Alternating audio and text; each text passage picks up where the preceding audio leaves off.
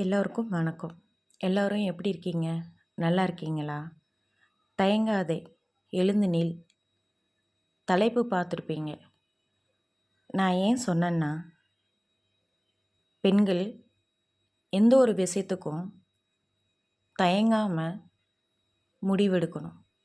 தைரியமாக முடிவெடுக்கணும். சின்ன சின்ன பிரச்சனைக்கெல்லாம் மனசு உடைஞ்சு போயிடாதீங்க. ஹஸ்பண்ட், சொந்தக்காரங்க யாராவது சொன்னால் உடனே நம்ம மனசு டக்குன்னு உடஞ்சிட்றோம். ரொம்ப ஃபீல் பண்ணிடுறோம். அன்றைக்கி முழுவதும் நம்ம சாப்பிடாம அழுதுகிட்டு நம்மை வருத்தி கொண்டு, அது ஏன் இப்படி இருக்கணும்? நம்மளை பற்றி தெரியாதவங்க, நம்மளை பற்றி புரிஞ்சுக்கிறாதவங்க, அவங்க தானே பேசுகிறாங்க.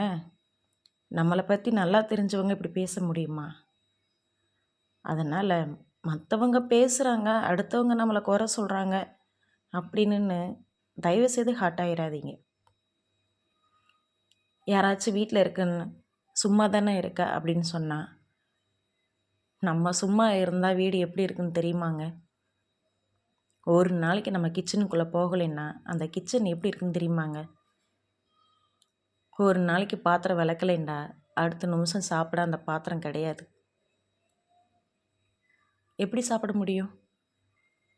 ஒரு நாளைக்கு துணி துவைக்கலைன்னா அடுத்த நிமிஷம் துணிமணி இருக்காது போடுறதுக்கு. ஒரு நாளைக்கு நம்ம கூட்டி பெருகலைன்னா அந்த இடத்துல நம்ம உட்கார முடியுமா? இல்லை படுத்து தூங்க தான் முடியுமா? ஆனால் ஈஸியாக சொல்லிடுறாங்கல்ல வீட்டு பெண்களில் என்ன வேலை செய்கிற, வீட்டில் சும்மா தானே இருக்க. அதெல்லாம் நம்ம ஏன் கேட்கணும்? நம்மளுக்கு தெரியும் நம்ம எவ்வளோ வேலை செய்கிறோம் அப்படின்ட்டு. ஏன் சொல்கிறவங்களுக்கு கூட தெரியும் நம்ம எவ்வளோ வேலை செய்கிறோம் அப்படின்ட்டு. தெரிஞ்சு தான் சொல்கிறாங்க, நம்ம கஷ்டப்படணும் அப்படி தான் சொல்கிறாங்க. அப்படி இருக்கும்போது நாம் ஏன் அதை நினைக்கணும், அதை நினச்சி கஷ்டப்படணும்? அது நம்ம மைண்டில் ஏற்றிக்கவே கூடாதுங்க. ஒரு காலத்தில் நான் கூட யாராச்சும் ஏதாச்சும் சொல்லிட்டாங்கன்னா கஷ்டப்படுவேன்.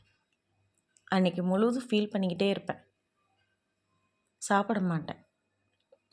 அதுக்கப்புறம் தான் தெரிஞ்சிச்சு, நான் ஏன் யாரோ ஒருத்தவங்க என்னை புரிஞ்சுக்கிறாம பேசுனாங்கன்னா நான் ஏன் அவங்களுக்காக நான் ஃபீல் பண்ணணும்?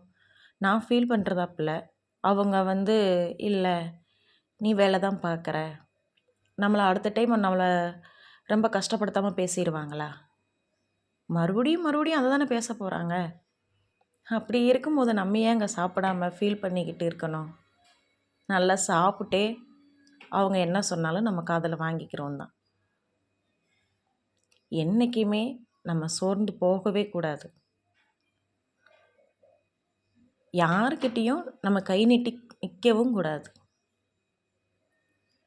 உங்களுக்கு ஏதாச்சும் ஒரு வேலையில் இன்ட்ரெஸ்ட் இருந்தால் டெய்லரிங் கற்றுக்கோங்க, வேலைக்கு போங்க, இல்லை சின்னதாக ஒரு பிஸ்னஸ் கூட பண்ணலாம். நம்ம ஏன் அடுத்தவங்க கையை எதிர்பார்த்துட்டு நிற்கணும்? நம்மளால் முடிஞ்ச அளவுக்கு நம்ம எஃபர்ட் போடலாங்க.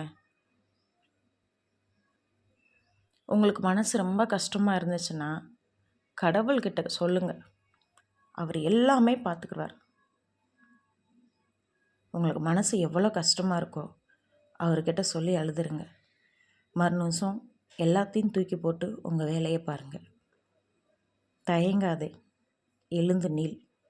இந்த வீடியோ பிடிச்சிருந்தா லைக் பண்ணுங்கள், ஷேர் பண்ணுங்கள், கமெண்ட் பண்ணுங்கள், சப்ஸ்கிரைப் பண்ணுங்கள். தேங்க்யூ.